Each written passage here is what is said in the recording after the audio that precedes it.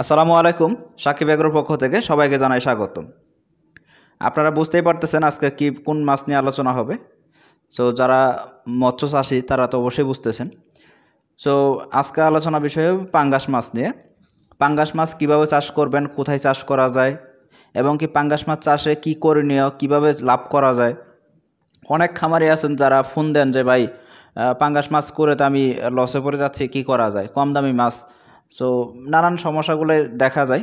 So আজকের ভিডিওটা যারা দেখবেন ইনশাল্লাহ, আজকের ভিডিও দেখার পরে আশা করি যে যারা পাঙ্গাস চাষ করবে তারা ইনশাল্লাহ লসে পড়বে না। তো এখন আমি ইনশাল্লাহ চেষ্টা করব আমার অভিজ্ঞতা থেকে আপনাদের ডিটেল জানানোর জন্য কিভাবে মাছ চাষ করলে মূলত পাঙ্গাস চাষের নিয়েই যেহেতু আজকে আলোচনা। তো পাঙ্গাস চাষ কিভাবে করলে কোনোভাবে লস হবে না সেই বিষয় সম্পর্কে আমি ইনশাল্লাহ জানানোর চেষ্টা করব। আশা করি ভিডিওটি শেষ পর্যন্ত ধৈর্য ধরে দেখবেন। তো অনেকে আছেন কি করেন যে এখন যেহেতু বায়োফ্লক ট্রেন্ডি একটা জিনিস, সো বায়োফ্লকে করতেছেন। সো আমি সর্বপ্রথম না করব যে ছোটো ট্যাঙ্কে, বায়োফ্লকের ছোটো ট্যাঙ্কে 10,000 বা 15,000 লিটার ট্যাঙ্কে আপনারা কখনোই পাঙ্গাস চাষ করতে যাবেন না, তাহলেই লস খাবেন। কারণ এখানে তেমন একটা বড় হয় না। সো বড় আকারে যদি ট্যাঙ্ক হয় সেক্ষেত্রে আপনারা ইজিলি পাঙ্গাস চাষ করতে পারবেন। এখন আসি পাঙ্গাস চাষের ক্ষেত্রে এয়ারেশনে কী পরিমাণ দরকার হয়। পাঙ্গাস চাষের ক্ষেত্রে এত বেশি এয়ারেশনের দরকার হয় না, যে খুব বেশি এয়ারেশন দিতে হবে এমন না। তবে অবশ্যই বড় ট্যাঙ্ক হইতে হবে, কারণ আমরা জানি যে বাংলাদেশে কয়েকটা মাছ মানে খুব দ্রুত গতির মাছ, তেলাপিয়া, পাঙ্গাস এবং কি সরপুঁটি, এই মাছগুলো অনেক স্পিডি মাছ। এই মাছগুলোর জন্য বেশি জায়গা দিতে হয়। সো 15,000 লিটার বা 10,000 লিটার ট্যাঙ্কে কখনোই আপনারা এই টাইপের মাছ করতে যাবেন না। এখন আসি যারা পুকুরে চাষ করতে যাচ্ছেন, যে পুকুরে পাঙ্গাস চাষ করবেন, সেই ক্ষেত্রে কীরকমভাবে করবেন। তো পুকুরে চাষের ক্ষেত্রে আপনারা যে কোনো একটা পুকুর মানে নর্মালি 5% বা 10% পুকুর না বাছাই করে মোটামুটি 20 থেকে 30% বা তারও উপরে পুকুরগুলো বাছাই করবেন এবং কি পুকুরে এয়ারেটর ব্যবহার করবেন। এতে করে হবে কি মাছের গ্রোথ বাড়বে এবং কি মাছের ঘনত্ব বাড়াই দিতে পারবেন। তো এই ক্ষেত্রে আপনারা ভেঞ্চুরি এয়ারেটরগুলো ইউজ করতে পারেন। তো এতে হবে কি মাছের এক জায়গায় মাছ স্থির থাকবে না, মাছগুলা খুব দ্রুত, এমনি যেমন দ্রুত মাছ আরও দ্রুত সাঁতার কাটবে এবং কি মাছ তাড়াতাড়ি বড় হবে। কারণ আমরা জানি পাঙ্গাসকে যতক্ষণ আপনি খাবার দিতে থাকেন ততক্ষণ সে খাবার খাইতে থাকে। তো এই জিনিসটা করা যাবে না। তো এখন আসি পুকুর প্রস্তুতি কীরকম হবে। পুকুর প্রস্তুতির ক্ষেত্রে পাঙ্গাসের একক চাষের ক্ষেত্রে চুন এবং লবণ ব্যবহার করলেই যথেষ্ট, আর কিছু লাগে না। নর্মালি অনেকে আছে যে দেখা যায় যে পুকুরের যে সবুজ না হওয়া পর্যন্ত মাছ ছাড়া যাবে না বলা হয়। তো এইটা পাঙ্গাসের ক্ষেত্রে প্রযোজ্য না। পাঙ্গাসের ক্ষেত্রে নর্মালি আপনারা চুন লবণ ব্যবহার করার 3 থেকে 5 দিন পরে আপনারা মাছ মজুত করতে পারবেন। অবশ্যই আমি যেহেতু বড় পাঙ্গাসের কথা বলতেছি, পাঙ্গাস মাছ যেহেতু বড় করবেন আপনারা, সেই ক্ষেত্রে বড় আকারে পোনা ছাড়বেন। কখনোই যে ছোট ছোট পোনাগুলো ছাড়ার উচিত না। যারা 3 মাসের ভিতর বা 4 মাসের ভিতর হারভেস্ট করতে চান তারা অবশ্যই 5টা থেকে 10টাই কেজি এরকম বড় বড় পাঙ্গাস মজুত করবেন। অর্থাৎ মানে মোটামুটি বুঝতেই পারতেছেন যে 200 গ্রাম 250 গ্রামের পাঙ্গাস মজুত করা সবচেয়ে ভালো। তো এখন আসি তাহলে মানে এই ক্ষেত্রে যদি এরকম যদি আপনারা বড় পাঙ্গাস যদি মজুত করতে পারেন তাহলে খুব তাড়াতাড়ি হারভেস্ট করতে পারবেন। আর চাষ ব্যবস্থায় কীরকম হবে, চাষ ব্যবস্থায় আপনাদের অবশ্যই মাসে একবার চুন লবণ ব্যবহার করতে হবে। কারণ মাসে একবার চুন লবণ ব্যবহার করলে দেখা যায় পানির গুণাগুণ ভালো থাকে এবং কি পাঙ্গাস মাছ যত তাড়াতাড়ি খায় তত তাড়াতাড়ি তাদের পেট থেকে খাবারটা বের করে দেয়। তো এতে দেখা যায় যে খুব তাড়াতাড়ি পুকুরের পানি নষ্ট হয়। তো এই ক্ষেত্রে আপনারা 15 দিন পর পর পুকুরে নতুন পানি প্রবেশ করাতে পারেন। আর যে পুকুরের পানি ছিল সেই পানিটাকে বের করে দিতে পারেন। এতে পুকুরের পরিবেশটা ভালো থাকে। আর যদি পুকুরে যদি শতাংশে মানে 2 গ্রাম হারে 15 দিন পর পর প্রোবায়োটিক ব্যবহার করেন, সেই ক্ষেত্রে পানির গুণাগুণ অনেক ভালো থাকে, মাছের গ্রোথ ভালো আসে এবং কি অ্যামোনিয়া কন্ট্রোলে থাকে। অনেকে আছেন অ্যামোনিয়া নিয়ে চিন্তা ভাবনায় থাকে যে অ্যামোনিয়া বেড়ে গেছে, বা এখন যেহেতু আধুনিক পদ্ধতিতে সবাই মাছ চাষ করার চেষ্টা করতেছে, সো অ্যামোনিয়া নিয়ে সচেতন। তো এই ক্ষেত্রে আপনারা এই এভারফ্রেশ প্রো বা পনকেয়ার এই টাইপের মেডিসিনগুলো ইউজ করতে পারেন। মাছকে 15 দিন পর পর নমুনা করতে হবে, মাছকে জাল টেনে দেখতে হবে মাছের কীরকম আছে। এতে মাছের খাদ্যের অপচয় কম হবে এবং কি মাছের গ্রোথ জানতে পারবেন, সেই অনুযায়ী আপনারা বডি পার্সেন্টের অনুযায়ী খাবার দিতে পারবেন।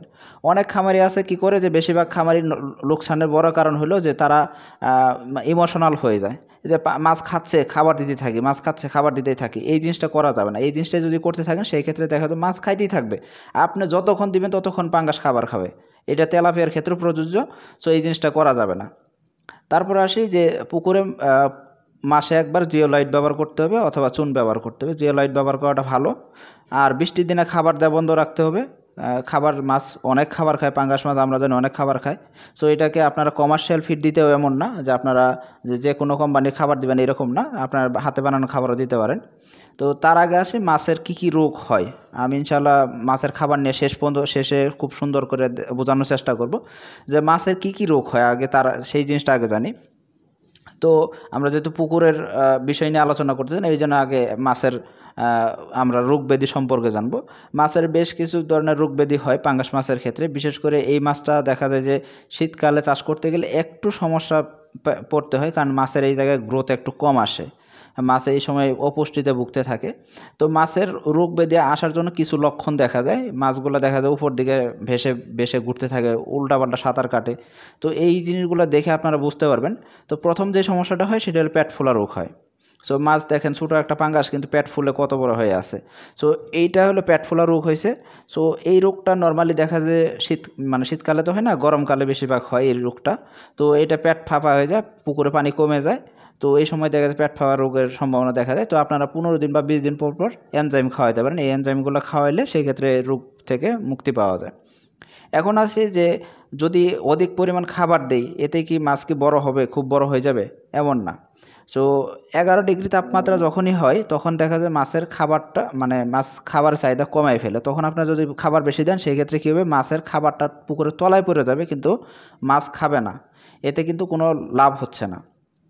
আবার দেখা যায় যে শীতকালে অনেক সময় যে তাপমাত্রা অনেক কমে গেছে, এই ক্ষেত্রে 2-4-5টা করে সপ্তাহে 2-4-5টা মাছ মারা যাচ্ছে। তো এতে ভয়ের কিছু নাই, আপনার পানি কিছু পরিবর্তন করতে থাকবেন আর হররা টানে দিবেন। 20 দিন 25 দিন পর পর পুকুরে হররা টানুন। হররা টানা সিস্টেমটা আপনারা অলরেডি জানেন। সো হররা টানে দিবেন পুকুরে। 15 দিন পর হররা টানলে আরও সুবিধা আছে, যেগুলো হলো মাছের রোগ ব্যাধি কম হয়। বিশেষ করে উকুন রোগটা নর্মালি আসে না। তারপর দেখা যায় পুকুরের তলায় যদি গ্যাস থাকে, অ্যামোনিয়া গ্যাস থাকে, সেই গ্যাসটা থেকে পরিত্রাণ পাওয়া যায়। সো আপনারা মাঝে মাঝে মাছের নমুনায়ন করবেন, 15 দিন পর পর নমুনা করে টানবেন। এবং কি সেই ক্ষেত্রে দেখবেন যে জাল এক পুকুরে জাল আরেক পুকুরে যাতে না যায়। এক পুকুরের থেকে আরেক পুকুরে জাল যখন নিতে যাবেন অবশ্যই জীবাণুনাশক করে নেবেন। এতে করে রোগ ব্যাধি ছড়াবে না, ভাইরাস ব্যাকটেরিয়া জনিত রোগ ব্যাধি হবে না। এই যে মাছটা দেখতেছেন লম্বায় কত বড়, কিন্তু দেখতেছেন যে সমস্যা কি, এদের অপুষ্টি ভুগতেছে। কিন্তু মাছের কিন্তু সাইজ কিন্তু লম্বায় বড়। হ্যাঁ দেখেন, কিন্তু পাশের মাছটাই দেখেন কীরকম সুন্দর দেখতে। তো এটা হলো অপুষ্টিতে ভুগতেছে, মাছের ঠিক মতন খাবার দিতে হবে অবশ্যই। এছাড়াও লালচে বা মুখ শরীরে লালচে দাগ হয় এবং কি মুখে ঘা হয়, এগুলো জীবাণুনাশক দিতে পারেন। এবং কি পাশাপাশি কি করতে পারেন, অক্সিটেট্রাসাইক্লিন জাতীয় মেডিসিনগুলো খাওয়াতে পারেন। এগুলো অ্যান্টিবায়োটিক, ডাক্তারের পরামর্শ অনুযায়ী খাওয়াবেন। তো এখন আসি যে এত সুন্দর পাঙ্গাস মাছ। সো বাংলাদেশের মোটামুটি বলতে পারেন যে পাঙ্গাস মাছের দাম খুব কম। এই জন্য দেখা যায় অনেক উৎপাদন হয় এবং কি মাছ বিক্রি করে অনেকে স্বাবলম্বী হয়ে যাচ্ছেন। তো এখন যে এই সমস্যাটা হয় যে এই মাছটা পানিতে থাকা সত্ত্বেও পানি শূন্যতায় ভোগে। তো মাছ উল্টাপাল্টা সাঁতার কাটে। তো এই সময় দেখা যায় যে মাছকে যদি আপনারা বেশি শুকনা খাবার দেন, সেই ক্ষেত্রে এই সমস্যাটা বেশি হয়ে থাকে। তো আপনারা মাঝে মাঝে খাবারটাকে ভিজিয়ে খাওয়াইতে পারেন। এখন আছে মাছ বিক্রি বা আহরণের সময় কিভাবে করতে হবে। মাছ বিক্রির বা আহরণের সময়টা নরমালি হলো মার্চ মাস থেকে নভেম্বর মাস পর্যন্ত। এই মাছটা সবচেয়ে বেশি ভালো হয়। এবং কি আধুনিক চাষে 8 থেকে 10 মাসের ভিতরে এই মাছটা 1500 থেকে 2000 বা 1800 গ্রাম পর্যন্ত হয়ে থাকে। অর্থাৎ বুঝতেই পারতেছেন যে থাই পাঙ্গাসের গ্রোথ অনেক ভালো। এই ক্ষেত্রে যদি আপনারা পুকুরে এয়ারডর ইউজ করেন, আরও তাড়াতাড়ি গ্রোথ আসবে। একটা জিনিস খেয়াল রাখবেন যে থাই পাঙ্গাসের ক্ষেত্রে 100 গ্রাম ওজন আসতেই মোটামুটি সময় লাগে, তারপরের কিন্তু সময় লাগে না, তারপরে সময়টা খুব কম লাগে। দেখা যায় প্রতি মাসে হয়তো 250 গ্রাম থেকে 300 গ্রাম 400 গ্রাম পর্যন্ত ওজন বৃদ্ধি পায়। খাদ্য খরচ কমিয়ে আনার জন্য অবশ্যই আপনাকে হাতে বানানো খাবার খাওয়াতে হবে এবং কি 28% প্রোটিনের খাবার খাওয়াতে হবে। এখন বাজারের যে খাবার পাওয়া যায় সেই 28% প্রোটিনের খাবারের দাম অনেক বেশি পড়ে যাবে, সেই ক্ষেত্রে আপনারা লসে পড়বেন। তো অবশ্যই হাতে বানানো খাবার খাওয়াবেন, এতে করে প্রোটিন মাত্রা যেরকম ঠিক থাকবে এবং কি মাছ এরকম বড় হবে। অনেকেই কী করেন যে খাদ্য খরচ কমানোর জন্য দেখা যায় যে পোলট্রির খাবার বা বিভিন্ন ধরনের বর্জ্যগুলো খাওয়ান। এই জিনিসটা খাওয়াবেন না, এতে করে পুকুরের নিচের তলার অংশে দেখা যায় যে জমাট বেঁধে যায়। এতে পুকুরের ভারসাম্য নষ্ট হয় এবং কি মাছের টেস্ট তেমন একটা পাওয়া যায় না। যেটা করতে পারেন সেটা হলো যে আপনারা পুকুরের বিভিন্ন ধরনের পুকুরে আপনারা এই মুরগির বিভিন্ন উচ্ছেসাংশ থাকে, নাড়ি ভুঁড়ি থেকে শুরু করে বিভিন্ন অংশ পাওয়া যায় যেখানে মুরগি প্রসেস করা হয়।